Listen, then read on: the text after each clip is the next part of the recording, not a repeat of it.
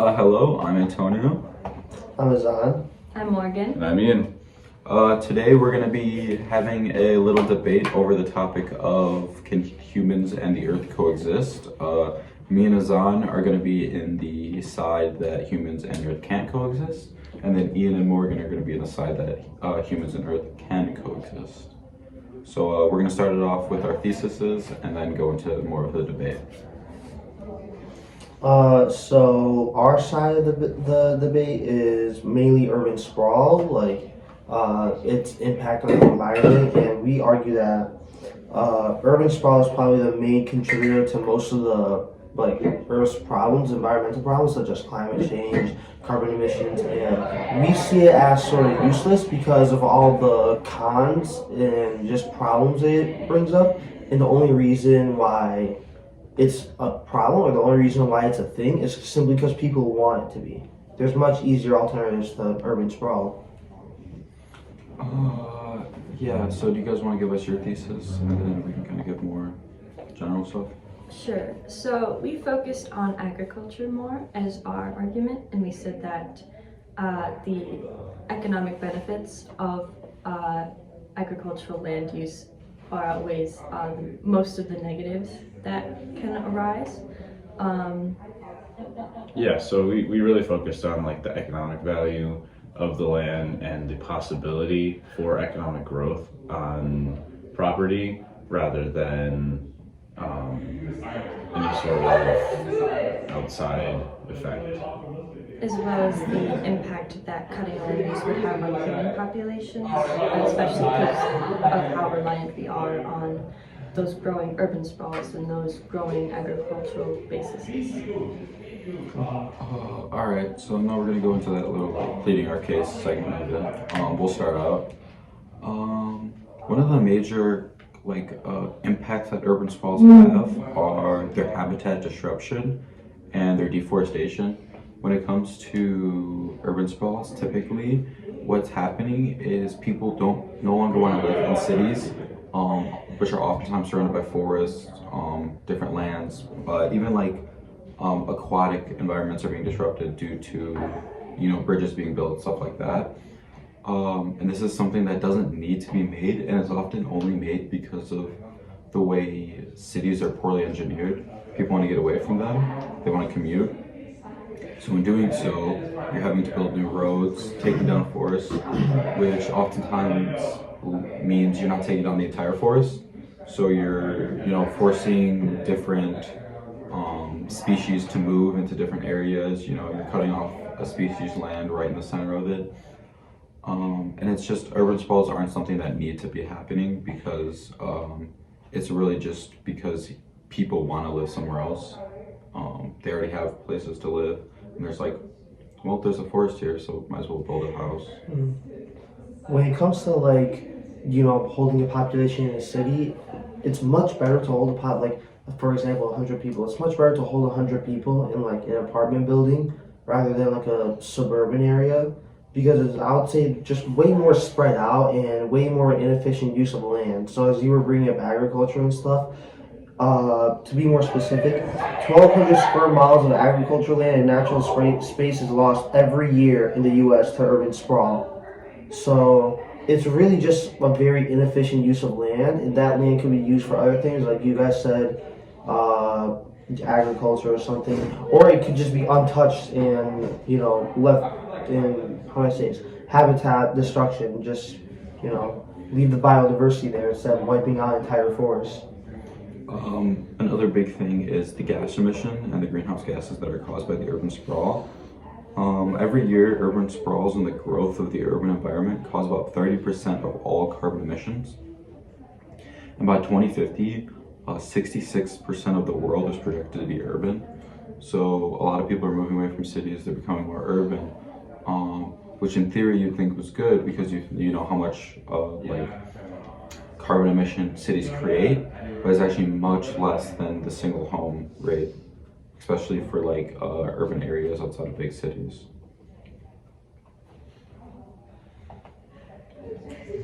with climate change now. So of course there's carbon emissions, and they're already really bad right now. But again, the 2050 statistic that you stated, imagine how much worse of a problem it will grow into if it if urban sprawl grows at that rate.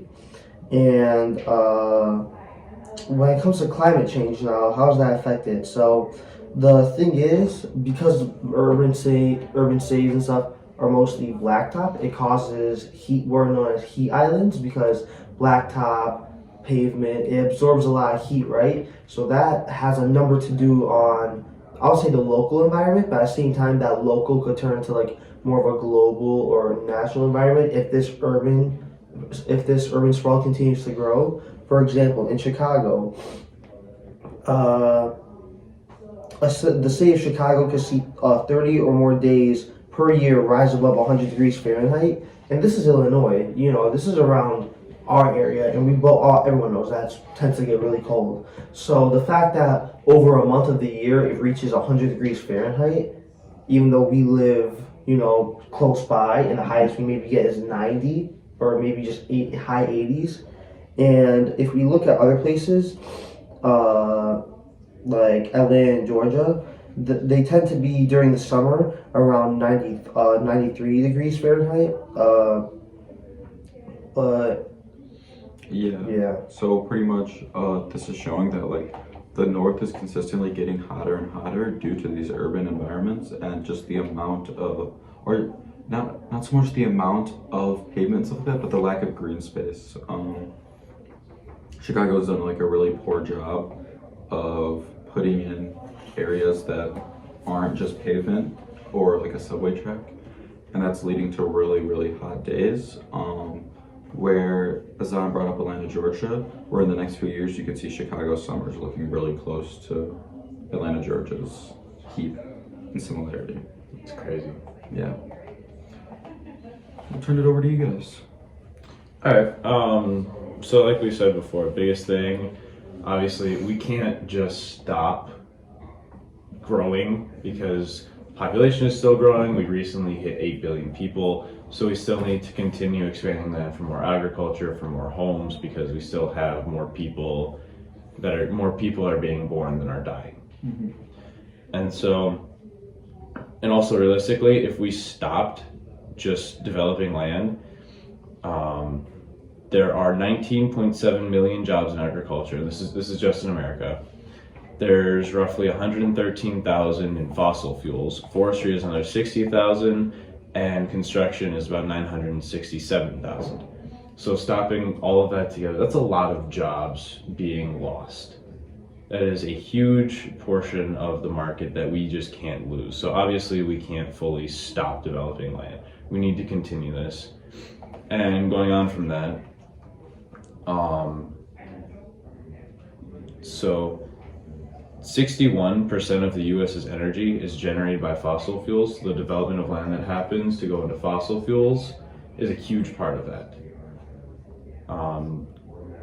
Continuing with that, the value for US forests, so there's about forests are estimated at about $63 billion for their value, for the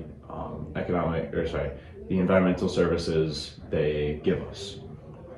If we divide that by the 800 million acres of forest, the rate is about $78.75 per acre. Okay, but then looking at agricultural land this last year was valued at $5,416 per acre. So that's an exponential difference. Maureen, do you want to jump in? Sure. So we do agree that there are some negatives, like obviously deforestation and those urban sprawls are really unfortunate side effects of these changes that we have to make. But take into consideration that population growth that Ian mentioned. We're increasing at such a drastic rate at this point in history compared to all the rest of time that those side effects are essentially unavoidable at this point if we want to sustain human populations. But it's not as if we're not seeking alternative routes. Like there are taxes that help put the money that is supposedly lost or gained from these ventures that put it back into sustainable practices, like the EPA, for example. And then national park animal conservatories, those are all considered sustainable sources of land use because those are still helping maintain the environment. Like, for example, the National Park Service in the US covers more than 85 million acres, and that's just in the US alone. Who knows in areas where there are more dense populations of endangered like habitats lost. There probably is lots more land that's being protected under sustainable just methods of sustainability.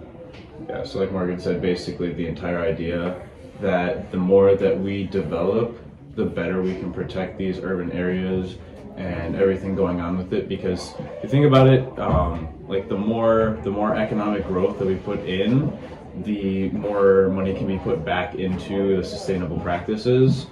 So because if we think about it this way, if we had continued how we were in like the 50s, we had continued at that development with that amount of infrastructure put in, we would probably have a lot more extinct species than we do today. But because of things being enacted like the Environmental Protection Act and all of the different policies, the Endangered Species Act, all of that, because all of that was put into place because of more development and more money has been put into that because of development, it creates kind of a cycle. So the more we put into the economy, the more we put into the environment, the more we can develop, the more money gets put back. It all kind of creates a cycle.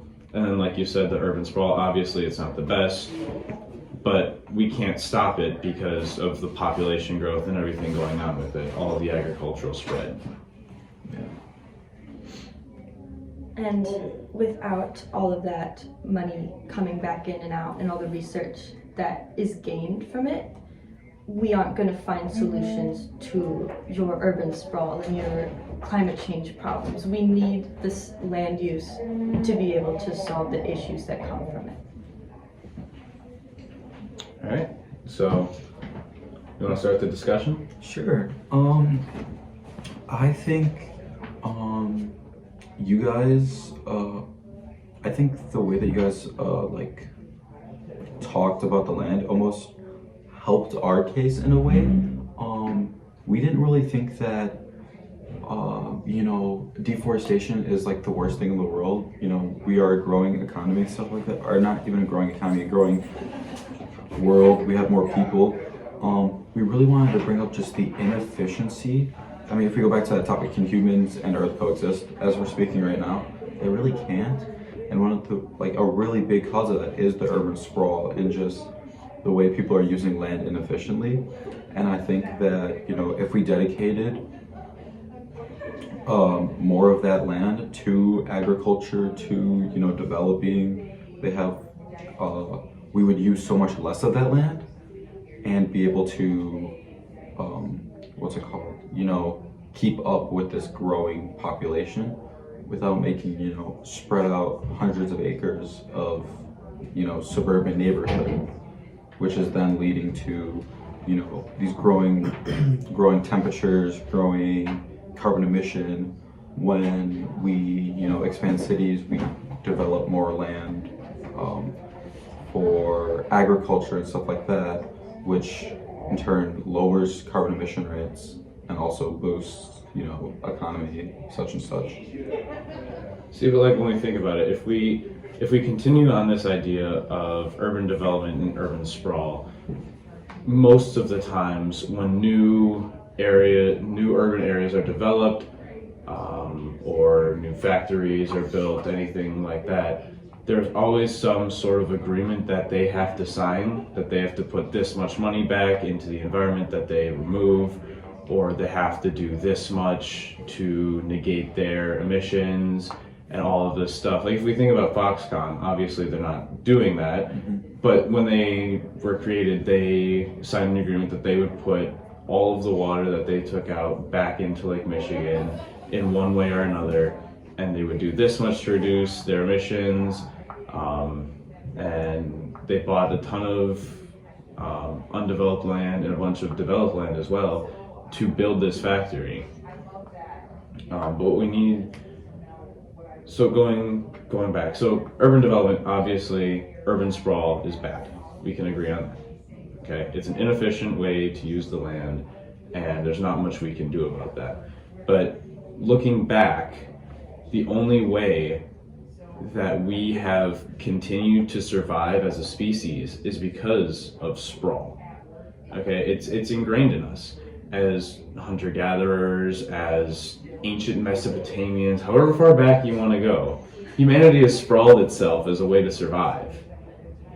So I don't think there's much we can do about human nature to continue to want to expand out, because realistically, no one wants to live in a 100-story apartment building. Yeah, but oh, you. About that, like from the beginning of time, or like nature, like it's our nature to sprawl and stuff. It was back then when we had to sprawl to find like environments to sustain off of, but now that need of sprawl is kind of useless because there's no need to look for a sustainable environment when we can realistically live anywhere in the world and get everything we need, because there's agriculture, there's like, you know, all this forms of shipment, overseas shipping. Like they could ship, if they really want to, they could ship stuff like crops and stuff and food across the country. So it's understandable. You're right about the whole sprawl, like it's in our nature. But at the same time, it was within our nature when we actually needed it to survive. Now the reality is we could stay put anywhere in the world and really live much more comfortable lives than any single one of our ancestors in our past, because again of the whole like mainly industrial revolution with railroads and the shipment of goods across the country and stuff, and also about the whole thing of like, oh, nobody wants to live in a 100-story apartment and stuff, and the population is growing and everything. It's still, at the end of the day, first off, there's many things that people want and don't want, but the opposite happens, you know what I'm saying? At the end of the day, it's still a very inefficient land use. Like how you guys were saying, like, oh, we can't completely stop use, like land use, and have our population grow. That wasn't really our main argument. Our main argument was a more efficient use of land, because if we continue at the rate we're doing right now, because we're already in a very bad position. But as you said, as you two said, the population is drastically growing. So imagine in like 2050 how the problems would be if they continue to grow at that fast of a rate. Like if you look now, like the ozone layers, like deteriorating, the atmosphere and the air quality is becoming worse and worse.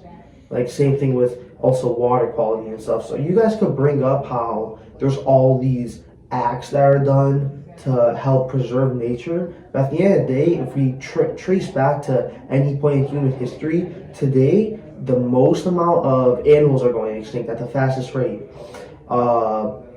Most, I would say, deforestation, all this stuff. So all these, I'll say, minor acts are done to help preserve the environment. But the reality is it's not really helping as much. And the main thing that will help with that is use our land more efficiently. So... Yeah. See, but using land more efficiently now isn't going to reverse global warming or climate change. It'll slow it down though. It'll slow it down, but that's not what we need. We need it to stop and we need to reverse it, which is where that development comes in. Because once we use like more development and we get more money into the economy from this development, we can put more money into research to stop global warming, to reverse climate change, to do all of these things. Like right now, scientists are working to bring back passenger pigeons. They're selecting genes from other pigeons that were present within like the extinct passenger pigeon and are bringing it back. So they're already reversing human error from, when did they go extinct? 50 years ago, 60 something? Whatever passenger pigeon, like they're bringing back extinct animals. And so if we continue putting more money into this research, the more we're going to get out of it, the more we can do against climate change, the more we can do to figure out better ways than urban sprawl where people will actually still want to be in that city, and ways we can set up infrastructure, because it's all a mental thing really with the entirety of urban sprawl, because like you said, Chicago did a poor job of setting up, so people don't want to live in the city, they'd rather commute. So what we can do is put more research into it to find the best ways to set up the new cities to address these matters so that people will want to stay, and we can eventually continue on and not have to worry about things like global warming, emissions, because like more research equals more sustainability. Does that make sense? Because the more money we can flood into the economy, into environmental protection and clean energy and all of this stuff, the more land we can continue to develop to put more money, and it creates the cycle that I talked about earlier. Because I think we agree on your points of that humans kind of suck a lot and don't make the best decisions, but we've reached a lot of inevitabilities at this point where it's just stuff has gone wrong because it kind of had to. We wouldn't have reached this point if, as like a human society, if those things didn't go wrong. And I think at this point, we don't really have any other options but to keep moving on as we are. And I think our bridge here, our consensus is that we do need sustainable practices, but we can't completely eliminate our use of land. I think that's our kind of Yeah. connection here. Yeah, if we want to start going into like the agreement, I think this claim, how can humans and Earth coexist? I think you can. Right now, we don't really want to. We don't really care. A lot of people don't see a reason to coexist. We don't really want to cut out urban sprawl altogether. People, I mean, it's the American dream. You know, you live in Manifest a destiny. Yeah. you live in your suburban home. You know, wife, kids, White picket fence. white picket fence. But it really comes down to, like you said, Ian, making sure the people that build these cities and stuff like that, or build these urban environments, are held accountable. Because, you know, a lot of these urban environments that are getting really big are cities like Kenosha. You know, nobody cared about the environment in 1820 When it was all built. when it was all built, and now that there's this big urban development where it's, you know, getting larger and larger, you don't really see too much I think Kenosha does a really good job of focusing on green space, such and such. We have lots of parks. and Yeah, lots but of if you get into a lot of cities or a lot of, you know, towns, cities in Illinois, it's very gray, it's very dull. like There's- Chicago has what, like 2 parks? yeah, there's, you know, a bunch of It's small. known as the concrete jungle. Yeah. And just coming to that consensus of when we are gonna, you know, take land, deforest it, you know, setting up those taxes, setting up those payments, and also dedicating a lot more of that land to sustainable production. You know, I don't think there's really too many downsides, except for water usage, of dedicating more land to agriculture, because we eat more food. There's a lot more people now. Yeah, so I think kind of summing everything together, we really just need, we can all agree that we just need better sustainability, and as long as we have better sustainability and more practice and research into all of this stuff, we can continue to develop and we can eventually coexist. Yeah. Yes. I agree. He's on? Well, yeah, I completely agree with that. But the one thing I want to say was earlier how Morgan was like, oh, we can't completely eliminate these problems. That's not really our main point, and you're completely right about that. However, we can't slow them down. That's really yeah, where we're yeah, going. yeah. I So agree that's with that. that's where we're going at with this sustainability and stuff. We weren't going at completely erase global change, completely stop deforestation, because that's inevitable. All these outcomes. However, they're happening at a much faster rate than they need to be because of our inefficient land use. But yeah. Yeah, so that's where the sustainability comes in. So Yeah. it's really just a matter of doing things more sustainably than we are, and looking back and fixing the things that still need to be fixed. Hey, you, Mr. Mango, Mr. Meyer, plant some trees or something. Yeah. Do something with your Go life. do Come on something. now. Come on, go do something. He's on, play the cringy outro music.